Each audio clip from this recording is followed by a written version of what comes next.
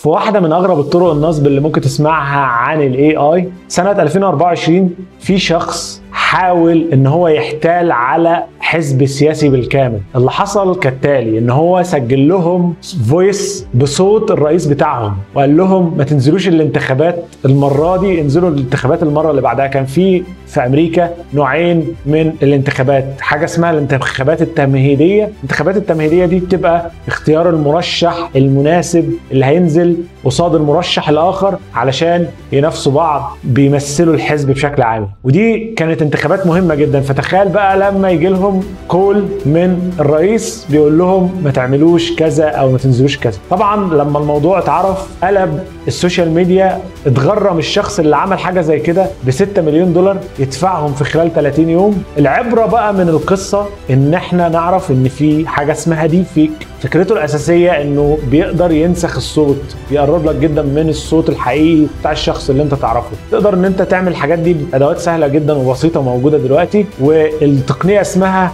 فويس كلونينج او نسخ الصوت. لو انت كتبت فويس كلونينج او نسخ الصوت او استنساخ الصوت بالاي اي هتلاقي مواقع بتقدر تعمل الكلام ده. علشان كده لازم تتحقق من كل شيء قبل ما تشوفه او تسمعه. ما تنساش تسيب لنا رايك في التعليقات وتتابعني علشان يوصلك كل جديد عن الاي اي.